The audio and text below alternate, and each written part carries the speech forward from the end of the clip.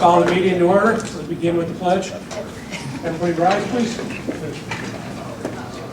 I pledge allegiance to the flag of the United States of America and to the republic for which it stands, one nation, under God, indivisible, with liberty and justice for all. Okay. The first item that we're going to have right now is our capital project public hearing. Mr. Fountain. Thank you, Mr. Johnson. Welcome to all our guests. We're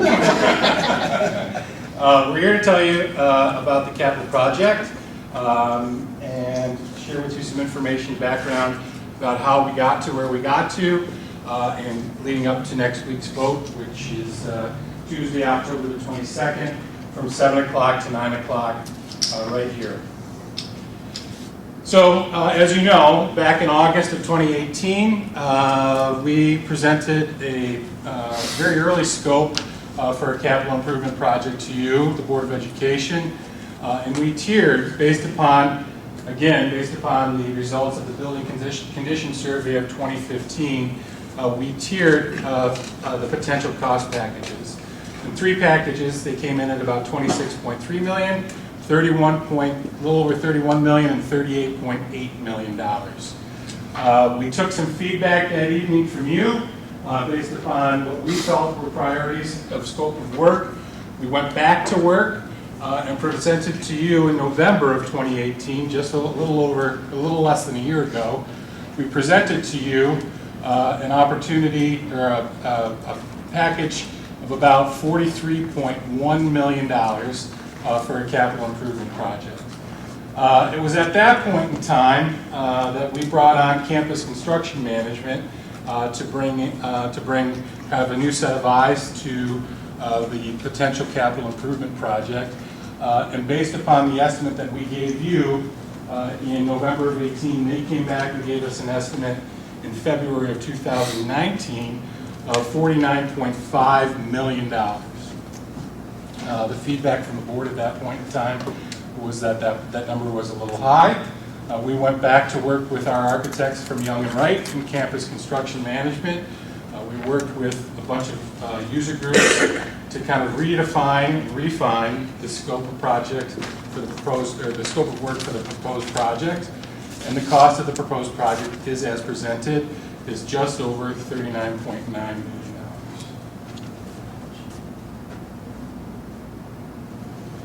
So again, based upon the scope of the priorities of work and things like that, we grouped them into 5 different areas. The first being the envelopes. These are items that were again generated from the building condition survey of 2015 to kind of help secure the outside of our buildings. Then we looked at mechanical, electrical, and plumbing, some things for inside the buildings surrounding HVAC and things along those lines. Biggest chunk of work, as you know, happens just down the way here to our service center to bring that up to kind of today's standards with the ADA compliance and such. We also focused heavily in this project on safety that will allow us to do some things to protect the outside of our building, as well as improve areas for student safety and supervision. And then overall, the student experience, again, may tie into some of those safety areas with some renovations to areas in the high school and the middle school that we'll talk about here shortly. So the first scope of, this kind of breaks things down, but at Glendale Elementary School, you'll see the presentation will break down costs to each of the buildings, but you'll see that in each of the buildings, so I don't have to read them all, 2 of the things that we're doing in each of the buildings, we're providing safety glazing film over the main entryways of each of our buildings to prevent, an intruder to come in and break out the glass.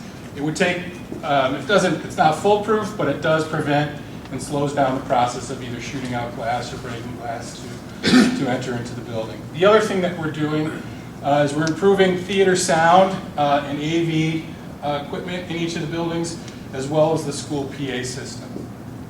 At Glendale, we are replacing aluminum and steel windows, replacing sidewalks and pavement, and working on the HVAC system.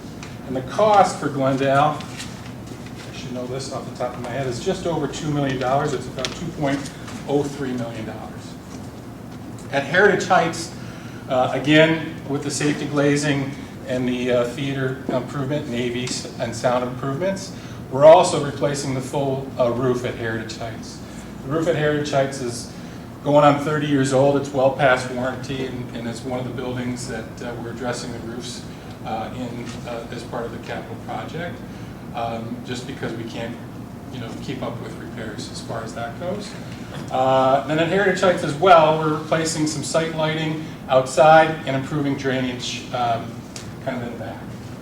As far as that goes. What's the life expectancy of the roof? 30 years, 20 to 25. The warranty is generally 20 years, and the life is 30.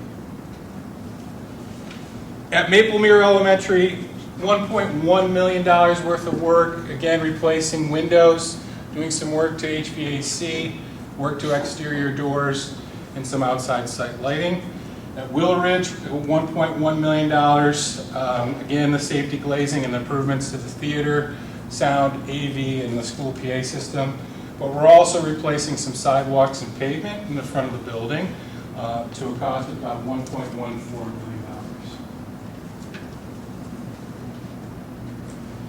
Dexter Terrace, which is the building that we rent over on the Tonawanda side of the district, to BOEOct. We also have our alternative program in there. Two really key areas there, again providing the safety glazing on the main entryway, but also replacing that roof, that full roof, and the cost for that portion of the project is $3.3 million. The middle school, replacing some HVAC work, chillers, there's a service elevator that is beyond repair in the building that needs to be replaced, and some work to the pool tile in the middle school pool. One of the things that we are looking to do as part of the project, and we talked about the student experience, the middle school cafeteria. If you've ever been in the middle school cafeteria, it's a large area. We're looking at ways to make it a little bit more, a larger space into some smaller spaces, to provide some different seating for kids, to eliminate possibly some noise and things along those lines, to make it a little bit more enjoyable for our kids to be a part of. At the high school, doing a lot of work at the high school, in the high school auditorium, where we'll replace theater lighting, sound, and stage finishes.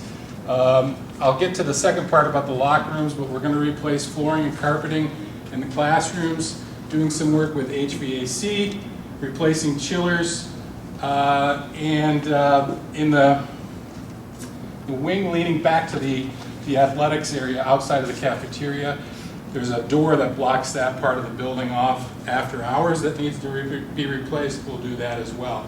A couple of things that I want to draw your attention to in this project: we are going to do work on the high school locker room areas, particularly in the main PE locker room areas. Those locker room areas haven't been touched since really probably they're all original to the building. In those areas, we're going to replace lockers to provide some new and improved sight lines.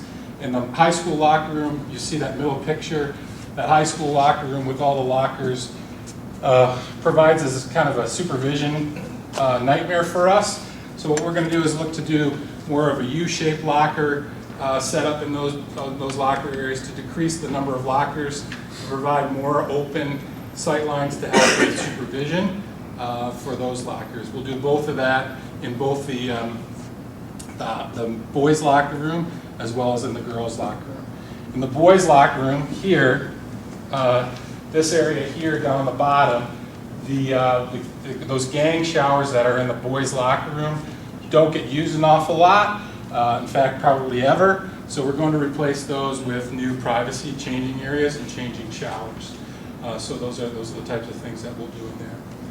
And then in the main lobby, off the main lobby, high school, the room 601, it's a theater style, kind of an auditorium style room in 601 that doesn't get used a lot.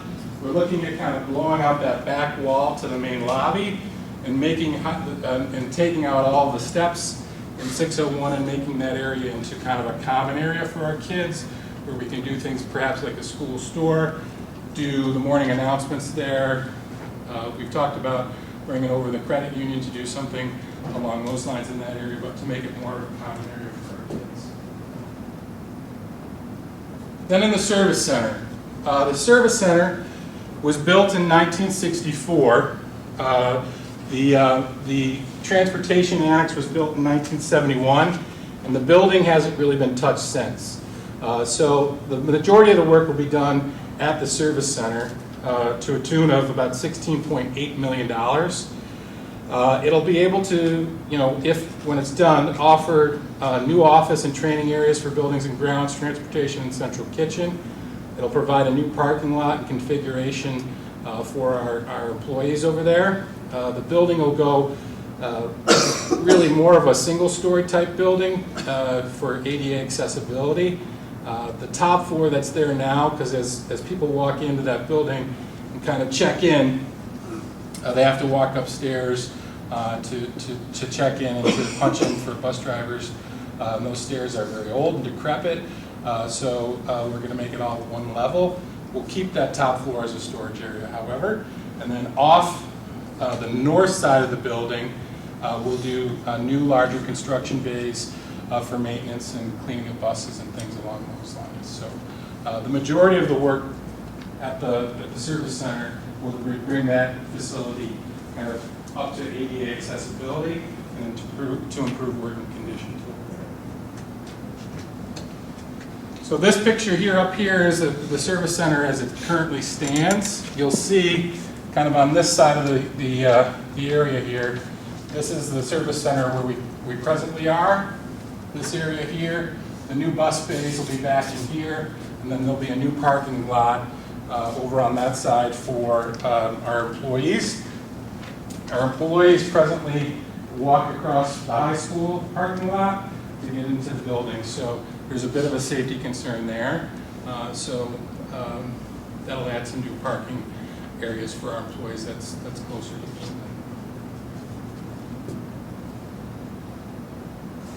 So again, this just kind of encapsulates the budget, kind of where we come up with a figure of $39.9 million. The service center is $16.8 million, high school $8.9 million, middle school $2.4, and so on, to get to a number of $39.927 million. Just about Mike. Yep. Mr. Bowman. Gentlemen, at this point, do you have any questions about the scope of the work before we get into the dollar figures and such? You asking me? Yeah, well, there's Yeah. two of you out there, so. Yeah, I mean, I live right by Glendale. I drove by it on the way here. What about the sidewalks need to be replaced? You're replacing all the sidewalks or just some of them? Just some of them at Glendale. And which ones? I don't know off the top of my head. I could certainly get that for you, but I could find that out. All right, I guess my more important question is, I remember when my kids went to Glendale, there was no air conditioning system there. And it's been installed in the last 10 years. Why does it have to be replaced? The air conditioning in Glendale is now approaching 18 years old. So the chiller, the system itself is sound. Are you sure about that, 18 years? It was part of the 2002 project. So that was done, that work was completed in 2002, 2003. It was part of a move that we had air conditioning added at the high school and all 4 elementaries at that Because time. I'm just saying, I mean, I've been in my house for 20 years, and the air conditioning system that's in there still works, and it's been there for probably 30, 40 years. So And again, I think you're wrong about 2002. well, I could be wrong if I'm the work that wrong. was I stand completed in that corrected. project, and when I came back to Sweet Home as assistant superintendent in January 2003, the high school was in the midst of full reconstruction, and it was part of that time frame that the system went in. We've had projects in 2002, 2006, 2013, and then this proposed project in the last 20 years. Is there any way you can verify the date that air conditioning got I'll be glad installed in to, you'll Glendale? just leave me an email address, I'll be glad to send that to you. Your email address is on the website, right? It is, it's I'll email you. aday@sweethomeschools.org. All right, who's the contractor doing all this work, or is it multiple? We have not We yet haven't bid it. Yeah, we can bid it yet. Oh, it's not We, been we good. can't bid it Until until, it's been approved. until the through our state has program. actually approved it. And that assumes that the vote is approved. Okay, and the vote is next week. Correct. Correct. So why are we finding out about a week before the vote? This is the first time hearing of this. I got in some mail last week. Well, we've had it in our year schools back in September, that came out. We had September early September, for the opening of schools, year schools, 2019? September of 2019. Again, why is there no more lead time on this? This is $40 million. I live in Tonawanda, but I'm a member of the Sweet Home School District. And I'm not saying this is gonna get approved, but Tonawanda residents are gonna be paying for a $10 million plus hockey arena soon. Did you know about that? I did not. Okay. Anyway, now you know. Hopefully they'll get this approved, but you never know. Okay. Any other questions at this point?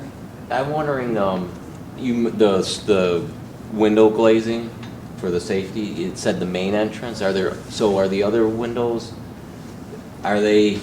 would there still be a safety issue with some of the other first floor windows, or not? Well, Is that that, when you look at studies of any sort of act of violence committed against the school, over 90% go through the front door, the main doors. So that's where in a first phase with this, we're attacking all the main entrances in the schools and the glass area around the main entrance.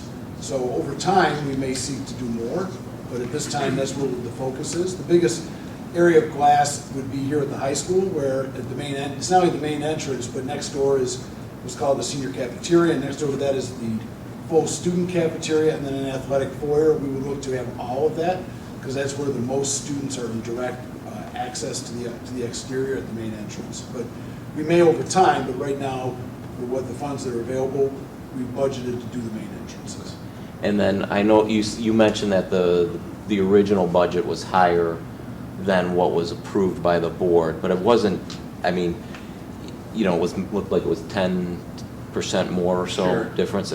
Was there significant cuts in terms of the projects, or I'm just wondering if you happen to know? The major that we looked kind of scaled back on, and I don't know how much you know about our locker room facilities, but there are each side, boys and girls, there's a locker room for phys ed, and then there's locker rooms for what we call team rooms. So our teams use them, as well as the visiting teams use to come in. And both of those locker room areas haven't been touched. So in the original presentation to the board, it was a full-blown, really locker room gut on both sides, and we've really scaled that back to bring that back. And that's, for the most part, that's the number that you see in the reductions. The other piece where we made reductions was in the service center. The original design was more of a reconstruction of the existing building. We worked with the architects and the construction manager. They got very creative and created an alternative that was actually far less expensive and provided the same service in a redesign of that space. So rather than rebuilding the building, we're going to refurbish the exterior wall and then construct a smaller space in addition, and that helped bring those two pieces, brought the cost down significantly. Sure, right. To couple that too, the original plan was to, again, kind of level the service center, and to look at doing that, we'd have to find a way to A, service our buses, and B, park our buses. So we were in preliminary talks with other school districts, looking at places where we could potentially rent places where we could service our buses. But this plan and this phasing of, and you'll see in a minute, the phasing of construction will allow us to do the work at the service center without any disruption to services, to save money that way as well. Thank you.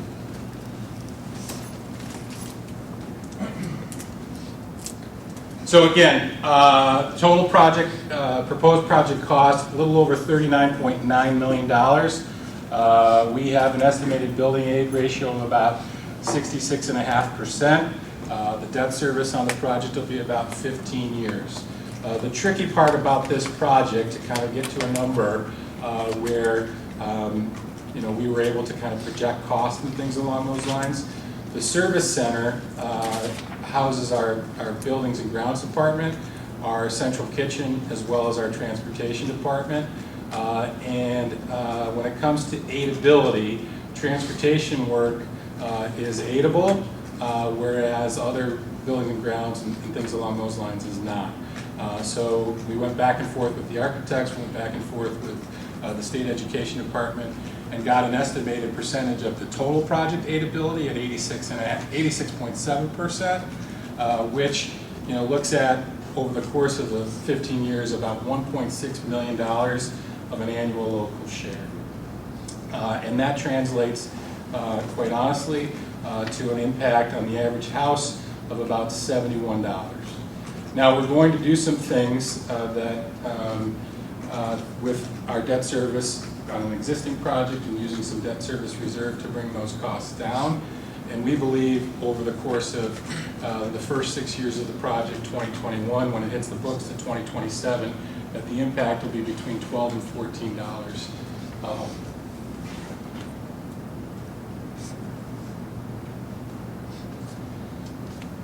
So the construction timeline, the first part of the construction timeline, you'll see that we've done some work, pre-referendum work. The vote is here in October, next week, October 22nd. We'll begin to, if approved, we'll begin to design and submit things to SED. The first part of the project, the first phase of the project, will include work at our service center, as well as the heritage roof. After some discussions with our own buildings and grounds staff and the architects and engineers, we just couldn't wait much longer for the heritage roof, so we wanted to jump on that as quick as we could. And that construction, again, will begin in 2021 and carry over to 2022. The remainder of the scope of the project, construction will begin in the spring of 2022, carry over the course of almost a full school year, and be done by the start of school in 2023. So this is just kind of some things that we've done to this point. On May the 29th, we held an initial capital project open forum over at the service center and got some feedback from our public. You as a board voted on it to approve the project on August the 20th. We've held, this is the second of our two public forums that we've done. And again, the referendum vote is a week from today, beginning at 7 o'clock and going until 9 o'clock here in the Virgil Center. On our district website, we've done a number of things to publicize the project, including a capital project video, so all that information is out on our district website. At this point, we would entertain questions. If you have any questions at all. Hi, the Girl Scouts here. Did you bring cookies? No, we didn't, sorry. We are doing a badge on government. That's okay, come on in. Come on in, ladies. Here and here. You don't do the front row. Moms are going to be quiet. We're going to be very respectful. Have a seat. So we were just telling everybody about a proposed construction project. We went through a little bit of a presentation, and at this point, we'll open up to questions that anybody might have regarding the project.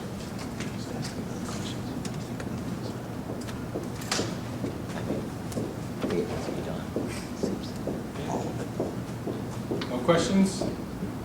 So again, the vote, again, 1 week from today, 7 a.m. to 9 p.m. here in this Virgil Center here, this community center. Just need to bring identification with you to vote, and thank you for your time, board. Okay. Thank you, Ms. Feldman. Okay. Sir, excuse me, sir, just so I'd be glad to send that information to you. Just for clarity, I think if we misspoke, the air conditioning unit itself is not being replaced. Some of the air handling units that circulate the air, there's a couple on top that help circulate. Those are being replaced, not necessarily the air conditioning system, but I'll be glad to look into that. So replace heating, cooling, and ventilation system. Right, it's the air handlers that move the air. It's the fans and blowers that suck from the outside and push the air through, as opposed to the chilling system that chills the air. I'm reading what your literature says. I'm sorry? I'm only reading what it says during your Right, literature. I'm just trying to provide the best clarity I can to what I'll that's read trying to it. say. Thank you, Mr. Feldman. And that concludes our public hearing, Mr. Johnson. Okay, thank you, gentlemen. That brings us back to our regular meeting at this point. And And the next item up is a roll call. And I'll start out here at the end. Mr. Michelli? You're here. I say that, well, he is officially board. Oh, that's right. Oh, I'm sorry. I should have held him up tomorrow. Here. Mrs. Battaglia. Here. Mr. Feldman. Here. Mrs. Ocasio. Here. Mrs. Jason. Here. And I am here. Can I have a motion to approve the roll call? So moved. All in favor? Aye. Opposed? That motion is carried. And next up is the oath of office. I'm sorry. I'm one step ahead of you.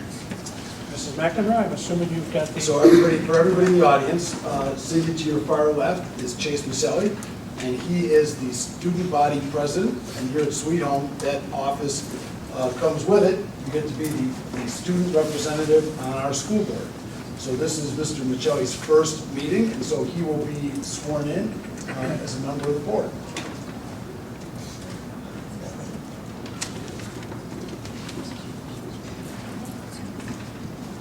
I, Chase Michelli, do solemnly swear that I will support the Constitution of the United States and the Constitution of the State of New York, and that I will faithfully discharge the duties of the student ex officio board member of the Sweet Home Board of Education according to the best of my ability.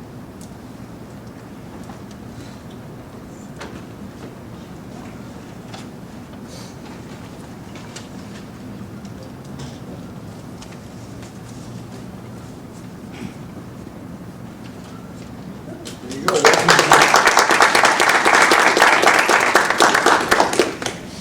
Okay, welcome, Chase. Congratulations on winning the election. Mrs. McNamara, if you can show that he is also here. Thank you. Okay, the next item up is the approval of the agenda. Has anybody got any questions or concerns about this week's agenda? Do I have a motion to approve the agenda? So moved. Second. All in favor? Aye. Opposed? That motion carries unanimously. Next item is the minutes of the previous meeting. Any questions or corrections on the minutes? Have a motion to approve the minutes? So moved. All in favor? Aye. Opposed? That also carries unanimously. Next item up is communications. I know all of us received a letter about, I'm forgetting the exact name of the program.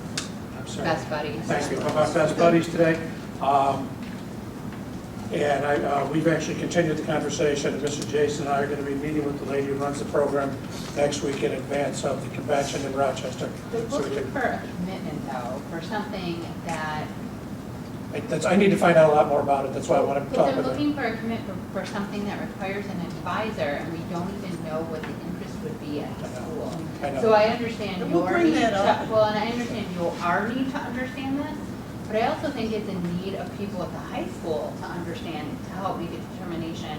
If it is, like, maybe even Chase to get some information as the student member to bring back to the high school to be able to say, is this something that the high school could, number one, like, Well, there's the so, vision that they're I having the see same is- issue. The vision I see of this meeting is that we're gonna go get the information, and rather than bring staff and everybody into it, if we hear that it's gonna be a huge time commitment, why waste their time? Well, I guess what I'm saying is the high school able to sustain another club that, like, there's this pot of students that can be split so many ways.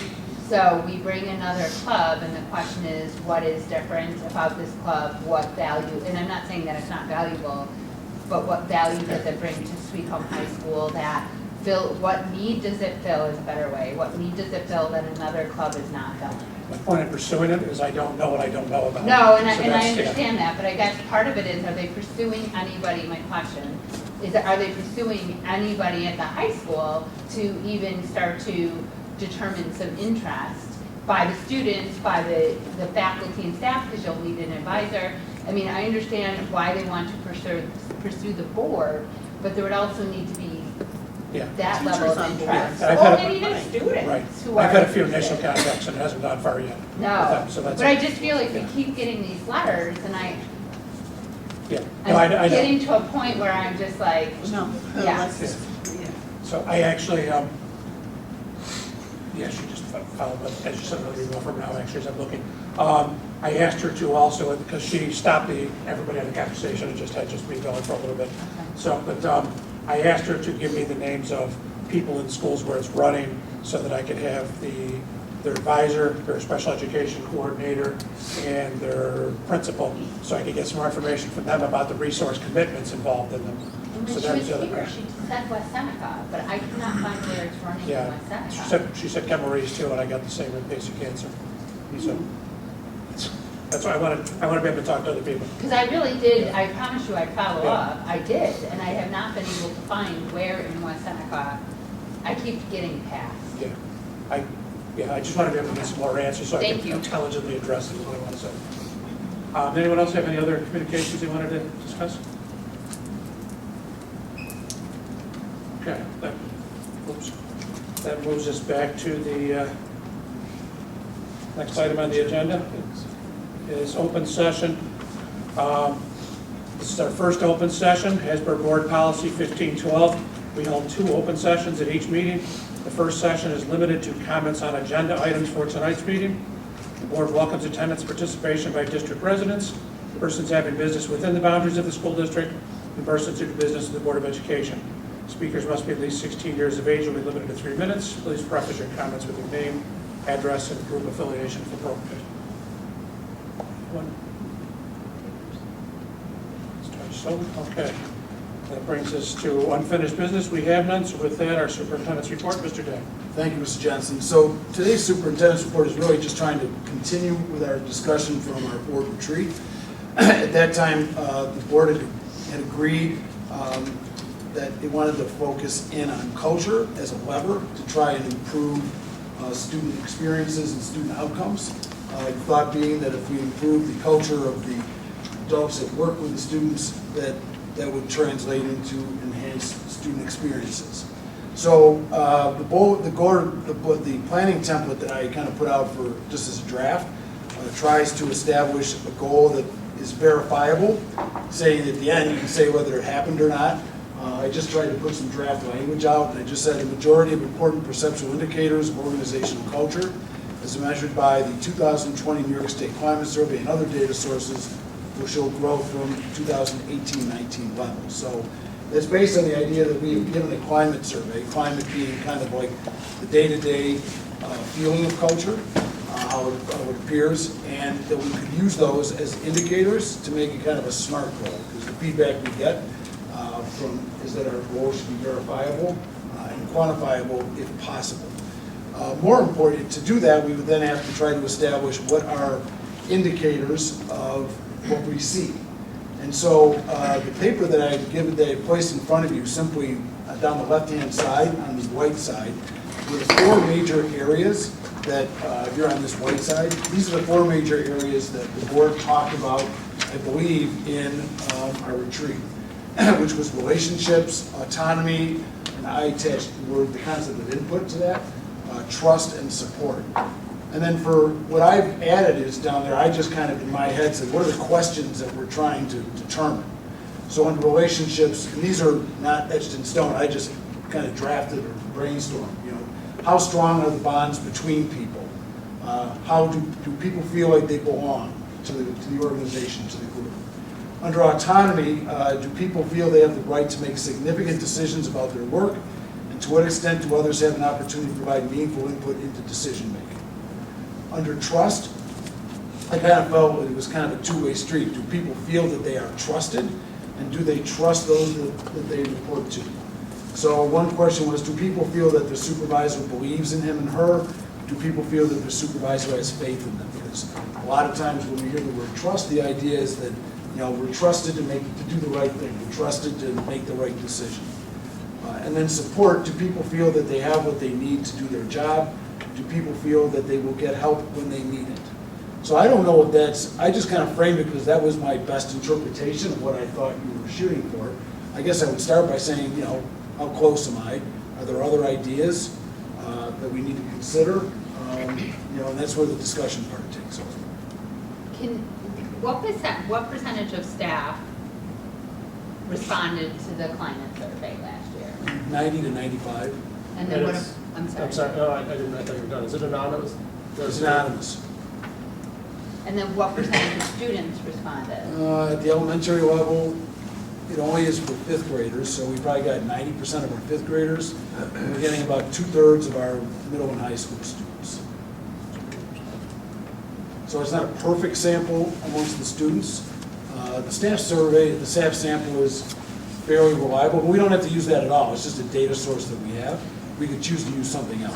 I'm actually shocked by the percentage because I know that a lot of times staff feel like people can, and I'm not saying here, it's staff in Right. general, feel like it can be traced back to them. Right. So I'm shocked that it's at that high, that people were able to respond. Because what I want, and we did discuss this, what we all want is a true vision of what the feelings of a climate. So I don't want to just have positive responses that everyone's willing to say everything's fine. I want to be able to look at people's true intentions and feelings, but if we're getting that percentage, and I saw the results, they're not all positive, No, so. they're not. Right. And that's okay, we want. I Right, mean, that's we what need- we want. We need, I mean, it's great when we hear these presentations to hear all the good stuff, but we need to hear what we can do better on, and. you know, It's don't very be shy. difficult to fix something you don't don't know is know broken. needs to be fixed. Now, if we stayed with 4 major areas, that's probably small enough and focused enough that buildings and departments could really just offer comment. How do we think? And including a group of people in creating a presentation. Where are we? They could use the data as a basis of conversation, and they could bring, you know, the basis of the conversation into each place and try to identify those places that, you know, we're seeing some success or improvement, and maybe places that they'd want to focus upon. Not saying it's bad, but places to kind of leverage. You know, for one, I mean, me personally, knowing some of the data, the responses that kids give about how they interact with each other is a place that I personally know that needs work. You know, the kids' feelings about how they interact with each other. They feel like they belong, but they don't necessarily interact and connect with each other that well. But I mean, that would be each building kind of saying, what are those things? And then we'll hear what they're doing to Right, what are fix the- that. Correct. So- See, and if it gets to be too big, it gets to be too much to try and handle. Just on the backside, just, you know, I had this conversation with our administrative team, and they said there's some other areas that they think at some point should be considered. For instance, you know, do you have a safe, orderly environment? Because in order to have high-quality culture, it's got to be safe, and you have to know how it works, and that it, you know, can function smoothly. You know, they talked about collaboration and communication and celebration and identity, and you can see how these are probably all important, but if you try to do all of it, it'll be unmanageable. So I think that we might want to stick with the 4 areas on the front. Now, were those the right 4 areas? And these are in no particular order. They're not in any order, correct? they just- Significant. We went down as I typed. And then on the rest of the page, what you see there are what the indicators in black are actual prompts that come off the climate survey. The red are some things that I think probably might be helpful to have, but they're not there. You know, like, for instance, the one about under trust. I'm trusted to do my job without being micromanaged. I mean, that's, you know, that's at the heart of sometimes how in any organization, how employees want to feel, or they want to feel that way. But our survey, you know, our climate survey doesn't ask that question. So those are just potentials. So you can change the climate survey, you can add. Well, I can't. We would have to add some questions in another way. The climate survey we get is the one that we get. Okay, so you don't have any free form. It's a tool that New York State is making available to districts. Right. Or we don't necessarily have to do the New York State climate survey, and we could take some prompts and just do our own thing. The nice thing is they come up with, you know, the data gets They do all the formatted, it's analytics. pre-formatted, and it disaggregates. Like we can break the data down by years of experience amongst the staff. Yeah. We can break it down by ethnicity amongst the kids, by grade levels, you know, and it does it automatically as opposed to, you know, somebody having to wrestle with Excel spreadsheets. I think one of the things we need that is huge, and sometimes this board is maybe a little guilty of it, is that when we get the information, please let's do something with it. So I think when we hear these presentations, we need to hear what's being done. I mean, I know I keep harping on that, but it's just so frustrating sometimes when teachers will staff will tell us, you know, I brought this up before, and it doesn't seem to go anywhere. Or we get the information, and when we look at ourselves, well, now what do we do with it? Well, what I would like, I've given a time lag between now and when we get our first presentation so that teams would have time to have the conversations, but I would really charge the leaders of the buildings and departments to have, where they have leadership teams, like a BLT, to have the conversation in each area and say, what do we think is going well? What are we doing that we think is helping? What are things that we could do that might enhance it? Right now, like our conversation retreat focused mostly on staff, but what of critical importance, I believe, is that we also keep an eye on student culture that exists alongside, because that's big, really matters is the student culture. So that's why I've tried, there's some of the climate, the indicators that are parallel. And it'll be certainly interesting. It's interesting when some of them are asked to the perspective of the adult and some to the perspective of the kid. And when they're aligned, that's pretty good. When there's a discrepancy, it's a place for question and conversation. I think it is important that people understand that, like, what we're trying to do, and I say people, staff, and students understand what we're trying to do with this goal and what the outcomes will be.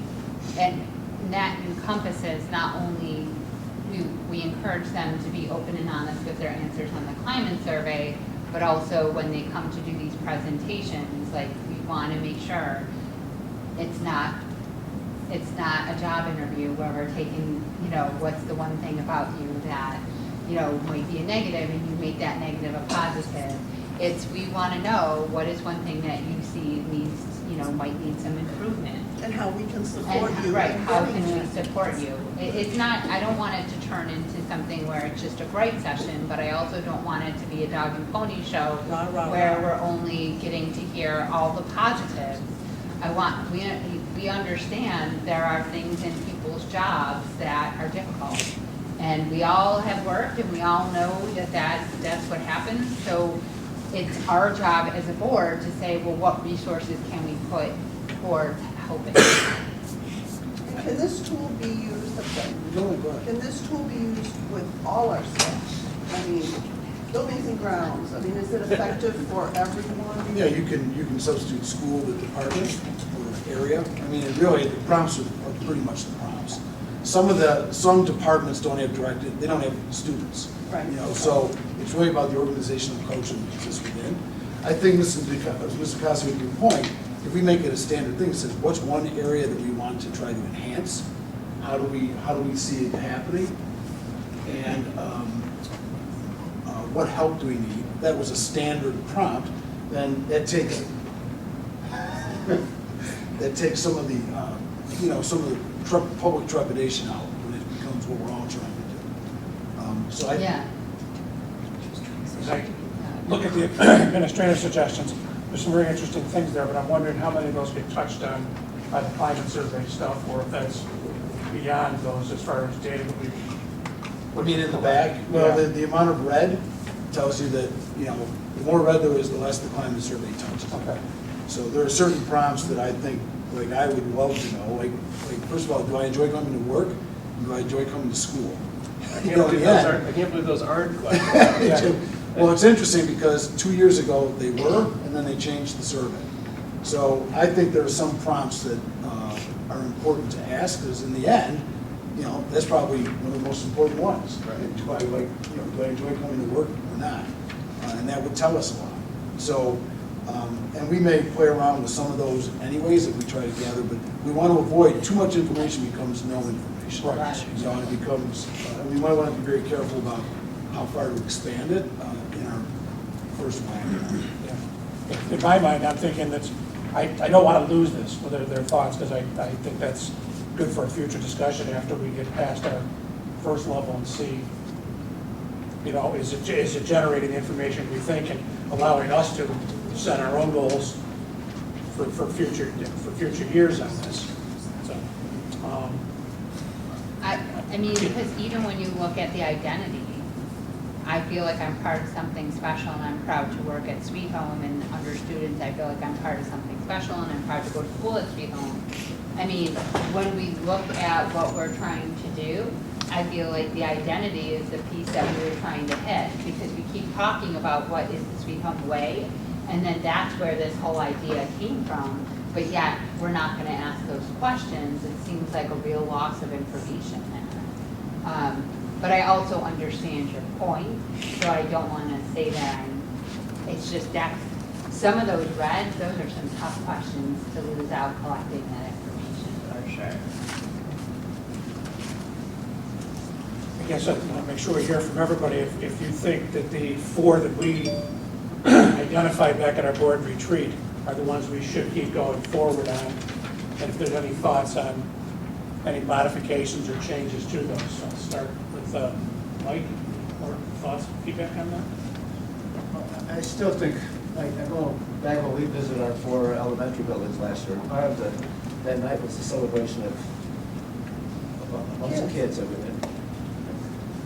Or even you're a staff member or a student, you always feel like you're getting that pat on the back. And I just feel like we're missing something. And celebration aspect. Celebration part, yeah. So are you saying you want to continue, are we continuing that? Well, we will, yes. Yeah. So when we go to the schools, we're gonna celebrate the kids in those schools, but I think what Mike's saying is that that should be an important part of the culture, is that we should Right. celebrate. Right. To what extent do we celebrate?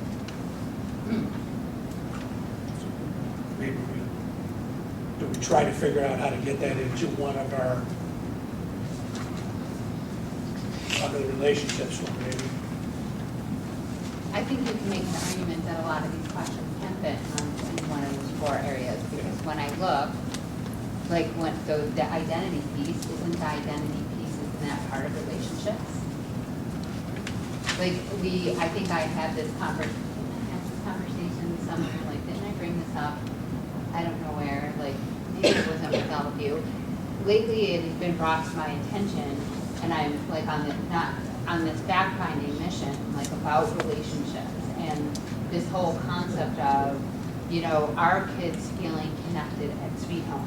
Do they have one person that they, do they have an adult in the building that they would go to? Is there somebody in the building that they could turn to that they feel connected to the building with? Is there one person that, at least one person, one adult in the building that there's that connection? I would feel that's part of relationships. And in the same respect, it sort of gets to that question through those identity questions. So, I mean, I think that's an important piece of this. I think we need to just make sure, I understand we want to limit and all of that information, but are we getting to the Sweet Home way with those questions? Amy?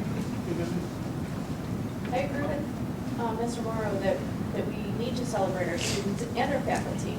And, I think that's an important thing. We need to celebrate our buildings and what they're doing. But I also struggle with, I've watched these meetings for, yep, we're doing everything right. Yep, we're great. Everything's great. I want to talk to some of the kids that are struggling. I want to know, why don't they feel connected? What are we missing that they don't have that one person to go to? Why don't we know that? Why is there, if the carpets need to be replaced in the kindergarten rooms, why hasn't that been brought up? Why don't we know that? Those are the things that I want to know. When the teachers are in their classrooms and they're like, my smart board doesn't work again. Okay, have you put in a work order? Like, let's talk through the problems as well as we talk about the celebrations. For me, it's, you gotta do both. If you're only doing one, you're not really, you're just kind of going through the motions. You're not really fixing the problem. So that would be my input. I think that these 4 areas, we can absolutely find, ways to incorporate the rest of them if we needed to, but I think this is a great start. Thank you. Josh? Yeah, I agree with much of what's been said. I think the the board goals are a little bit loftier, a little bit more ethereal. But I think the administrative goals and questions provide some of the underpinnings for some of the loftier goals. So I hear your point, Mr. Day, about too much information is no information. There's a lot of validity to that. But I'm worried that some of these questions are really good, that if we don't flush out answers, maybe 90% of this everybody is happy with on the blue side, but maybe we'll find that the 10% sweet spot that really gets to the root of what might be causing some of the issues that Mr. Tagler just raised. You know? So I guess what I'm saying is, I'd like to see somehow this become a comprehensive list rather than a Take one this or and the find other. a way to. Some, I mean, if they go together or not, but part of it is, part of what I'm struggling with is I don't really know how the survey is structured. You know, is there a way to actually get after all these on the survey? And I think the answer is mostly no, because we can't modify it. But, you know, what's the mechanics of actually getting these questions? Well, it's certainly not addressed? undoable. You know, it's a Google form and Yeah. creates a spreadsheet and can easily be, Okay. you know, aggregated to, in a format that makes sense.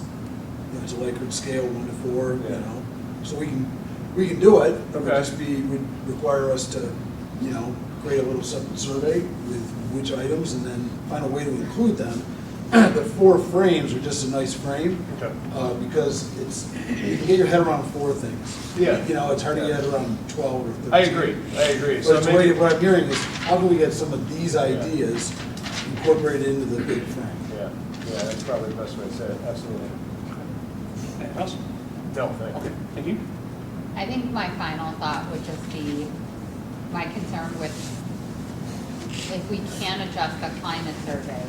So are you saying to me that we would have to send 2 surveys? The climate survey, which is required by the state for us to send It's out? not required. I thought it was at this point, not yet. Well, they have not, they keep backpedaling. They kept saying it was going to be, but at this point, we've not gotten the edict, and we don't know if the change in commissioner is gonna change that at all. So we did it as a pilot program, probably with, like 2 years ago, it was with about 4 other districts, last year with about 15. But we don't have to do it, there's no mandate to do it. I know what you're saying, you don't want to put out multiple surveys. and Right, survey because people then with that. something's not gonna get answered, and some of the really great questions are the red questions. But I understand like what you're saying about using the survey and the reason why, but I feel like then we're losing some of the ideas. So I think that just needs to be taken into consideration. Okay, Mary Ann? My only thought is, and I think we discussed it before, is we're gonna have our staff out there. I'm not sure how to say this. I want them comfortable enough, I hope they're comfortable enough, they're gonna be standing in front of a board and their superintendent. Are we really gonna get, you know, the non-fuzzy stuff? Because I do want, like we were talking, I do want the non-fuzzy stuff. I just hope that they're comfortable enough to do it, to give us the non-fuzzy. Do we have to sit like this? Well, I just, I mean, no, I just, because we don't. this is kind of This intimidating is if you want very the non-fuzzy intimidating, stuff. and if we can find a way to say, you know, we're really trying here, we want you to talk to us, we don't really necessarily need the filters, I'm just afraid, superintendent board, I would be a little intimidated if I was a staff member. It's not easy to stand up in No, front of it's not. I'm gonna It's tell you not. from a staff member perspective, it's not, I don't care where you're sitting. You're still my superintendent. Well, then You're there's still my that board then, member. there's that. But the only way that I would say, like, I mean, there are some of my board members in West Seneca that will come and ask me questions and I'll give them an honest answer. When they ask me, I tell them the truth. So Because some- I have that level of trust, so I guess it has to come from Tony, that they are very clear that this is what the board is looking for. We are And I not think gonna if be Tony gets negative. that, Right, it's not gonna be, we're not gonna sit back here and say, oh, did you hear that they, it's not gonna be like that. But I guess if they trust us, then. I guess if we only Proportional. give the fuzzy stuff, there's your question, the Yeah, trust isn't exactly, there. the trust isn't there, so that answers something too. Right. Yeah, it's trust, but I think there's some weariness of the good idea fairy, you know, Right. that they're gonna walk into this meeting, even if they trust and show their dirty laundry, and then all of a sudden they're gonna have essentially more work. You know, they're gonna have more to do to fix it. So I think there is some reluctance. But it's not all on staff. them to fix it either. But, no, I know. I mean, we're asking, I don't know if we've really ever asked before, so I think it's a good opportunity Oh, I think to it's ask. outstanding, yeah. And just, I will somehow tell you're you, gonna the have leadership to. team was really excited that that's where the board wanted to go. Good. Because it's where we've been going administratively anyways. So it's an alignment. It's a challenge when you have to try and honestly reflect in public. Right. You know, It's a little intimidating. it's tough to do that, so that's why we're trying to create a format where if there's a standardization, it isn't so much about, you know, but it's like, what do we think is most important? What's the lever to take us to the next level? That's something they can work on and focus on in that facility. So it's one thing that they're trying to get at. Now, how we structure that opportunity, you know, we know that if we put people at tables in smaller numbers, it'll be a different kind of conversation than it might be, you know, like this. Like this. But I think the reason that we're moving from that format is because we weren't getting the people to come in the numbers that we've seen previously, because there have been some regions. So I think this format was a specific way to have a leadership. If it's a leadership team from the schools who are coming to give a presentation, I really honestly feel that they will be able to work with their leader, whoever is their leader in their building, and then they'll be able to structure in a way that everybody would feel comfortable. Now, each school that might look differently, because each school is different. But like, I have real faith in the fact that with the Sweet Home Way concept being pushed out, that coming, you know, as we sit here discussing this now, and it being on video, and it coming from Tony saying, nope, this is the real intention of the board, it's not a Getcha. Yes. It's not a right, getcha. and a real clear message from Mr. Day, and a real clear message from Mr. Day's administrative staff. I And feel building confident, principals, right. that they're gonna be vital in this, our building principals too. It's not, I gotcha, because I think there was some point, at least when I've been on the board, that I think it was things were looked at as like, I gotcha. And I think we moved away from that, and I hope that they realize that we want it, give it to us. And then one They're thing, the to other. kind of tap into Mr. Morrow and Mrs. Pataglia, if the board celebrates their efforts, no matter what it is, I think that will go a long way. They feel like they're not being grilled, but they're being, like, the whole question, like, what help do you need to do this? What can we do to help? That's a pretty good question. That shows a level of support from the board, and I think that, you know, and we want to hear that answer too. And it could take many forms, right? So so we're gonna work with these four big categories. Oh, wait, yeah, No, I'm sorry. that's okay. You're the president. Well, I know, That's okay. It's just a title, it just means like, get together. I'm sorry. As I go through it, I think the original four that we started are really where we do want to focus, but I agree with everyone. I love the role with Beth Therold down there. I think that was a good description of it, actually. But I do believe the administrators have tossed a lot of good points in there, just what you just said about celebrating their successes, because when we've seen it in the schools, you see what it does for the staff and what it does for the students when they celebrate their successes. I think we could find a way to work a lot of this stuff back into it while still focusing at that 50,000 foot level. I know they're coming from a different level, but you know, our vision has to be from a little bit higher in what we can do to help them as we go along. So, Chase, could I ask you a question? I was just going to say, I should have asked I you. mean, you kind of get thrown into the fire here on opening night, you may not have seen or know much about it. But what are your reactions about the idea of trying to tap into the culture, not just the staff culture, but the student culture? And do you think there's a place, for instance, at the high school for student government to be a part of this conversation? Well, first of all, I think that you guys wanting to make this move with culture is a fantastic notion and idea, and I think my main concern with it, I wrote here that I feel like the students feel like they kind of have to advocate for themselves and find it tough to get involved with things and make those relations with teachers, because it's not pushed as much as I think it needs to be, and I think that's something that the student government can do, is push more students to get involved with things and build those relations and strengthen that culture. Good insight. Yeah, that's right. Yeah, obviously you missed the first 2 hours of the discussion we had in the board retreat. So. But no, that's good. And if you have more thoughts as we go along, please. You know, Jump in. obviously you're our constituents, basically. Were there any of the prompts that you looked at from the student perspective and said it was pretty good? I'm wondering what they would say. Trust ones. The trust ones?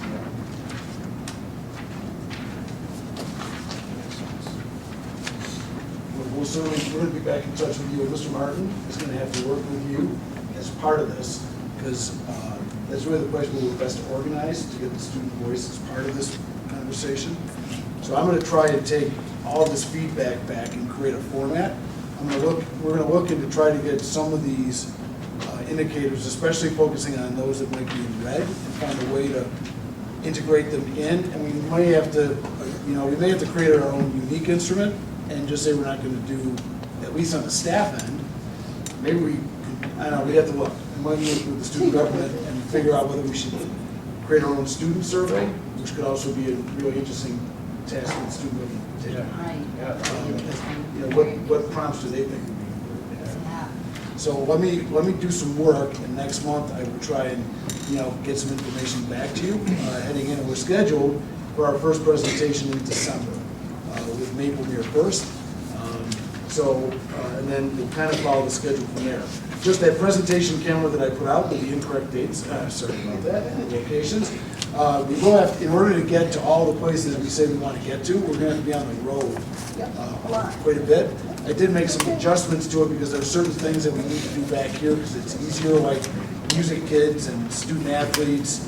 We have to be back here for a budget hearing. There's things we have to do, so I kind of reworked the schedule so those places were back in place here. I did bring Ready Academy back only because there's only 30 people, staff and students combined at Ready Academy, and the facility is 5. I felt like we needed to be back here for that because of the winter athletes. So it's the only one we might not do there. The rest we would be in schools, and we would do student leaders in every setting. At the, for February 4th, I'm not February 4th, I'm sorry, the buildings and grounds and the food service. Can we do that in their environment? Well, one of the things you would ask for was just a kind of buildings and grounds update, like what are the big issues, and not as opposed to the culture piece. So you'll notice we're in the service center on February 11th. We'll actually do the meeting in the service center. We'll have transportation and buildings and grounds. I think 3 in one night would be too much. We'll try to do 2 of that night, and maybe we move food, we had a separate piece for food service, and I just randomly picked them. And that's okay, but I don't want, any But we're of going to these be in the service center for one of our meetings. Dress form. Just one. It's- But I don't want them to feel like the stepchildren of the district because we're not, in the service center talking about buildings and grounds where they kind of live. Well, that's where we are for the 11th. On February 11th, we're there. It's just the food service isn't part of it, Right. but the majority of them aren't there anyways, the majority of them in the schools. Majority of them work in the schools There's anyways. only, Okay. There's 4 people that work in. That is true. That Central is true. Kitchen. Okay. so they can be involved in the school level. Marianne, who are you most concerned about not feeling like we're in their space? Is it custodial staff? Is it? Well, anybody else. I just, we go to the middle school and we get the middle school cousins. I just want them to feel a part of and where they work. I mean, if you ask me, about, custodial staff, exactly where, I don't, I'd like to kind of see where, I know they're over here at the high school, not that I want to tour it, it's just, I want them to feel a part as we talk about this culture of. Well, I think, just going off what I know from being over there, school lunch, buildings and grounds, and transportation, our bus drivers in particular, they're owned by the office over there, owned, I guess, but they belong to a building. Right. So, Correct. for them, they always feel a little torn, because they can speak to the culture of the building, but they can also speak to the culture of their department. So when we talk about, when we end up in a building, like the middle school or the elementary schools, they should know that they're welcome to also share if they feel they want to share something about the building. If they want to talk about the department, then when we're over there having the department culture meeting, maybe that's what you're thinking. That's what I'm thinking. What exactly is perfect with the leader in me? Because the leader in me piece of, at the elementary schools and at the middle school, should be soup to nuts, everybody included. Everybody included, bus drivers, So I think we're honoring every location by, by presenting there. We might not have every single person in that setting, but we also want to make sure that we don't put so much in that we short shrift them with time, so by cramming too much in one. So at the middle, I guess there's my question. At the middle school, when we do that presentation, will it be bus drivers in the middle school, nurses in the middle school? Is No. that Well, what you're? it's going to reflect the people that work there every day. The staff that work there every day will be included in the feedback as part of the contract. Okay? So let me kind of do some work and I'll kind of kick it back in November. We'll finish the conversation. We'll start in December. We'll take a look, and after the first one, we get feedback and tweak it. Okay? So the last piece for me on the superintendent's report is just a very short, whether everybody knows it or not, but the Board of Education, for all their work, doesn't get paid anything. It's all free. It's volunteer. They're serving their community. But we know that there's a huge amount of time commitment that takes place to be a board member. And so next week is actually National School Board Member Recognition Week. And in honor of that, we have a small token of our appreciation for all of our board members. And they're all sort of wrapped up so nicely. But the high school recently has new shirts coming out that Mr. Johnson and I. Just an open for you.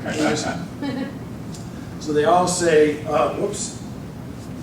Panthers forever, and then all of us or none of us, kind of taking into account that community feeling. So this is on behalf of the school district, with the high school taking the lead role, but just for all of our board members, we want to thank you so much for everything you do. And this is just a very small token of our appreciation. Mr. Morrow, Mrs. Ocasio, Yeah, I think that's a great idea. and Mr. Feldman. Thank you. Can we, And there's Mrs. one of Jason. these that are, You can, and Presentation. Mrs. Maselli, yours is actually just arrived, but it's in a box. And I have not been able to get it yet. So, because Mrs. Maselli, like the other 1,029 students, never mind, I'm not supposed to say it. Too late. Never mind. So this is one of those people who's gonna turn the clock back about 2 minutes and not say anything else. You'll get yours soon. Be surprised. They weren't paying attention. And so thank you very much for all that you do. And if you don't mind, if we could give our board members a short round of applause. And with that, Mr. Johnson, that concludes tonight's superintendent's report. Okay, thank you, Mr. Day. We have a number of items of interest coming up. They're all available there on our agenda. mention the Saturday one specifically. Mike worked so hard, you guys worked so hard for the Okay, craft I'm sorry. fair. This- Oh, okay. Dollars for Scholars. Yep, that's just This Saturday. this Saturday. Mike, you want to say anything about it? I mean, I know you've been involved, setting it up, I know. I would have been to a few of them. We had, Dollars and Scholars is now going to be working on their second million. So we're this is our first fundraising event since our last award ceremony. So it's from 9 to 3 this Saturday. All the tables full? All the craft fairs? Okay. Yes. If you're interested in coming, it's at the other end of the school, down using the gym and the foyer out there, the athletic foyer, cafeteria. Okay. All right, thank you.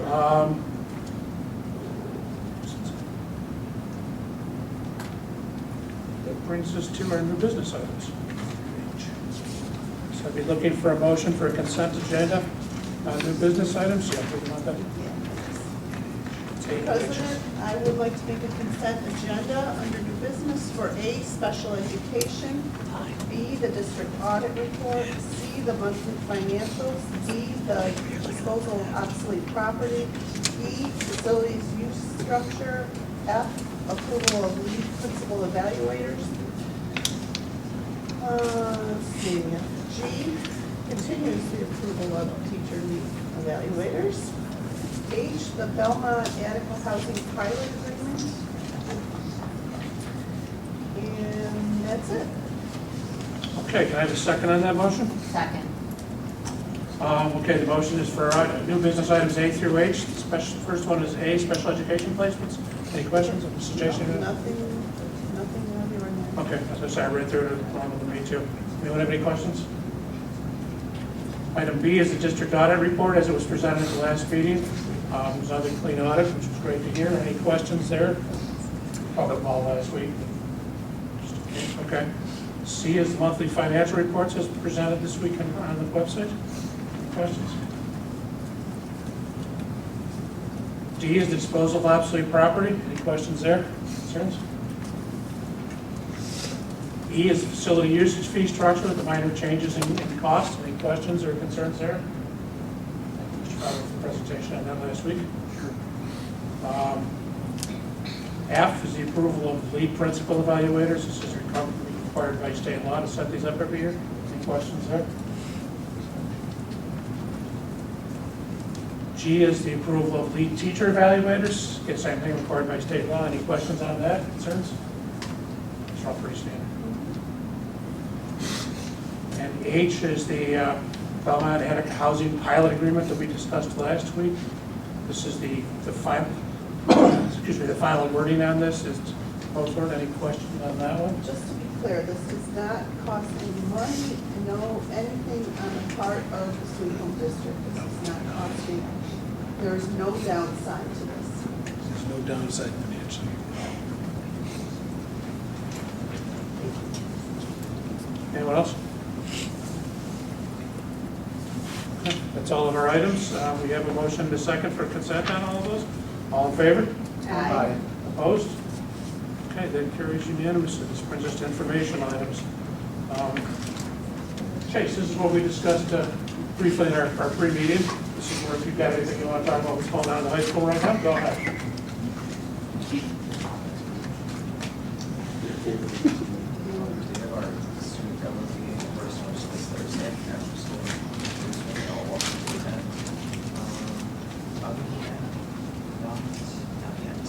Okay. This Thursday? Where are they meeting? Okay, 303. Mike? Just to confirm, we have our first $6 maybe tomorrow morning. Amy? Not much. Last week I didn't speak on the community days, everything went really great. The kids seemed to have a great time.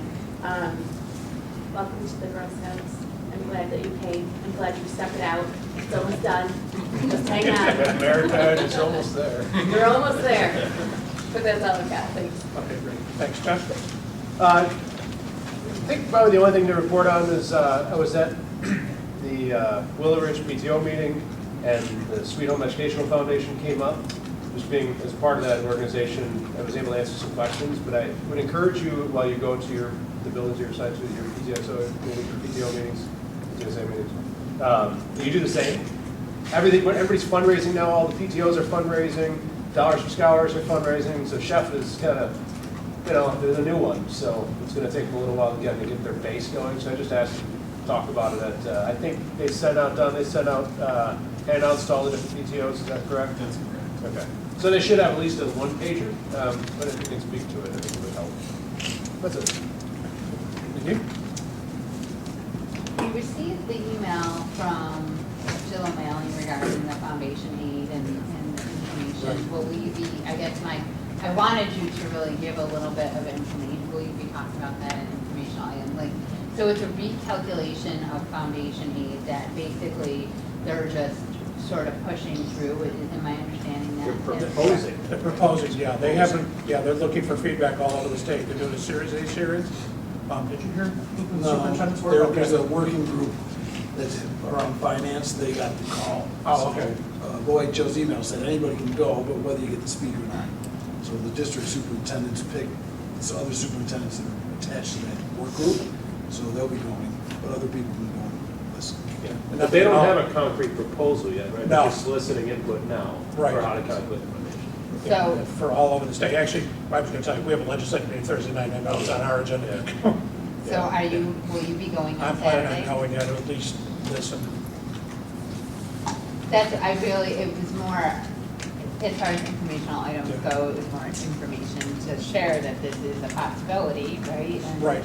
And then also, they're encouraging us to write a letter, and they're encouraging superintendents and the school board members to write a letter. Did I understand that? Yes, correct? I Will you understand. two be drafting a letter together? Yes. Yeah, okay, I was gonna say, we haven't had a chance to talk. I know, about we it. just literally got this Yeah, I was gonna say, it came like an hour information, ago. but it was like literally on my, it was in that, that's why I did not say, because we just got it. But I wanted to ask really more Scott, because you always have more information, but there's nothing more there. Really. No, there really is, yeah, I know, we're gonna talk about it, it's probably the majority of our discussion on Thursday night. Thank you. So, yeah, but yeah, we would have to. I mean, it's being prompted an awful lot by a lot of the work from grade 10s and some of these other groups, and the inequities with some of the smaller poorer districts versus downstate and how that really all calculates out. There's going to be a lot of there's a lot of political pull and muscle that will fight it tooth and nail. Oh, I'm sure. So we'll see. And so, you know, we have to be careful of what we ask for. Right. You know, when we talk about local interests, we have to be careful what we ask for. Right. I'm sure. That's true. Mary Ann?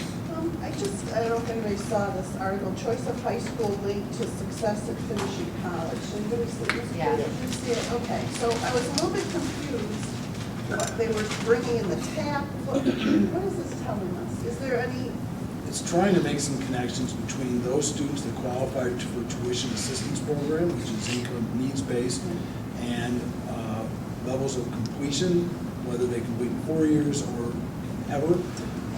So, like, just the numbers that are presented, I'm not sure what it's trying to say.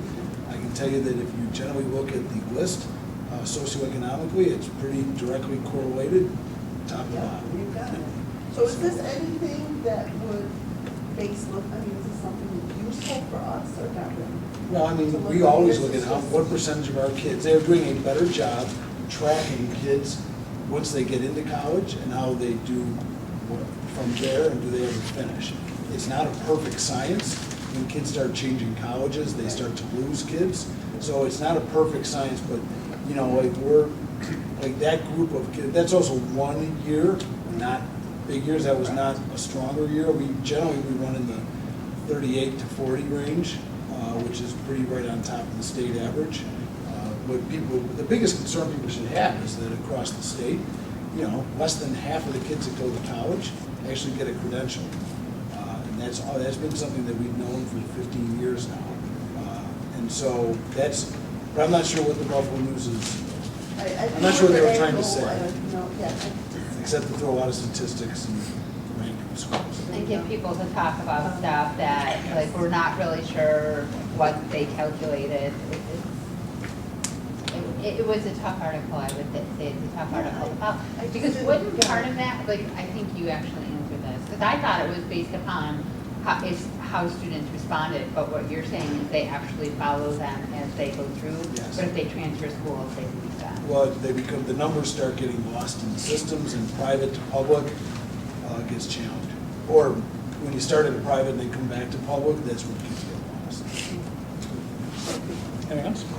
Oh, well, you and I will be going to convention next Next week, Yeah. Thursday, Friday, Saturday. Is our convention, so we'll bring back lots of good information. Okay, and as I mentioned earlier, I've got the legislative team this Thursday. We have a lot to discuss specifically about that upcoming event, but several other things, including our agenda for the items that we'll be dealing with later this year, the outreach or the training thing that we're planning on doing to get more people involved and, you know, to help us with advocacy for the future too. That's a lot of our discussion this week. Brings us to our second open session. As per Board Policy 1512, we hold 2 open sessions at each meeting. The second session may be used to address the board on topics appropriate for open session. The board welcomes attendance and participation by district residents, persons having business within the boundaries of the school district, and persons who do business with the Board of Education. Again, speakers must be 16 years of age and will be limited to 3 minutes. Please preface your comments with your name, address, and group affiliation if appropriate. Go ahead. Hi. I've been procrastinating speaking because I'm comfortable, but what a better time than tonight to show a parent concern and talking about something that's concerning and passionate to me from the Girl Scouts here. My name is Kelly Anastasi. I live at 9 Fairgreen Drive, in Amherst, 14228.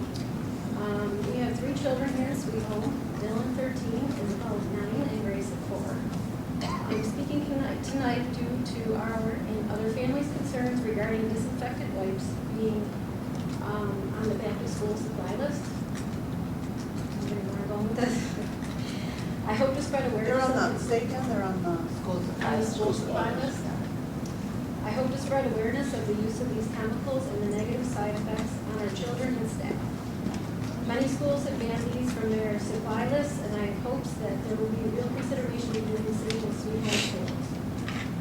We are using so many chemicals in our homes and schools now to wipe toys, surfaces, hands, and that increases the children's exposure, especially when they are eating off some of those surfaces.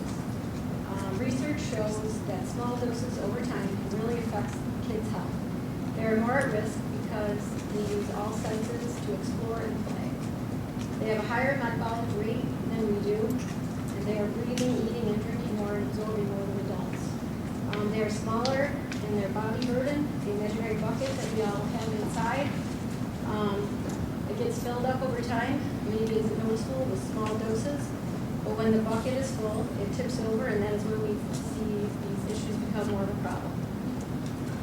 An interesting statistic on lead absorption, for example, a non-pregnant woman is given lead, and she would only absorb 5 to 20% of the dose, whereas a toddler would absorb 40 to 70% of the dose.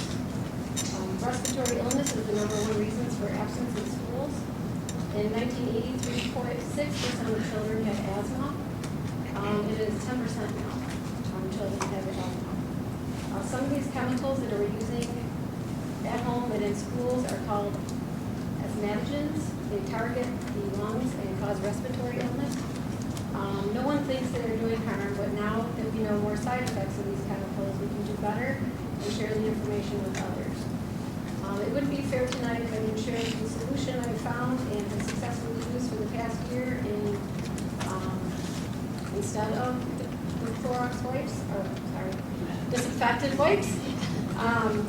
Norwex microfiber cloths, I don't know if anyone has ever heard of those. Like I said, we've been using them successfully in our home for the past year, and they have the ability to remove 99% of bacteria just using water. They also contain silver, microsilver in the cloth that gives the cloth ability to like self-sanitize. So I just wanted to say my concern about that. Trying to have less exposure to children in school and safer environment. You guys, thank you for everything you do and trying to make school a great learning environment. And just wanted you to take a look at the chemicals that we're using in schools, not just with the disinfecting wipes, but also that custodial staff is using, or even the lunch monitors. Just a concern. Thanks for hearing me out. Thank you. Do you have a set of written notes already that you? Or is Yes, it- I'm old school. I do have. I was going to say, would it be possible for you to either give those to Mrs. McNamara or email them to her? That way we have full context of what you said. There is more, lots of information online, and I would like you to, Our director, supervisor of buildings and grounds, Mr. Rosling, this is one of his jobs is to make sure that we are chemically safe for kids. So I will, if I can get a copy, I will ask him about this, and we'll get back to you about what we've learned, what we do here, and then, what I don't know is what we're doing in terms of asking kids to bring them in. And that's something I'll talk to the principals about, but we'll get back in touch. right, just that they're being used, and I've heard teachers being that don't know, kids would wipe, use them to wipe their own vests, and that's being absorbed, they're scanning their eating also, so it's just really big on my heart, to some of those that are exposed to. Thanks. Thank you. Thank you. Thanks. Anyone else? Okay, that brings us to the personnel portion of our agenda. I'd look for a consent agenda motion on that. Mr. President, I would like to make a offer for a consent agenda on personnel A, teaching and administrative, and all that's included in those. And 2, service. Okay, we have a motion for Sections 1 and 2, teaching, administrative, and service employees. Is there a second on that motion? Second. Any questions on these items? All in favor? Aye. Opposed? The motion carries unanimously. I would look for a motion to move to executive session for discussion of I'm sorry, I'm going to get the right word, sorry. The employment history of a specific individual. Thank you, Mr. Day. So moved. Second. Any discussion? All in favor? Aye. Opposed? We will not be returning to general session. Thank you for attending, everyone. Yay.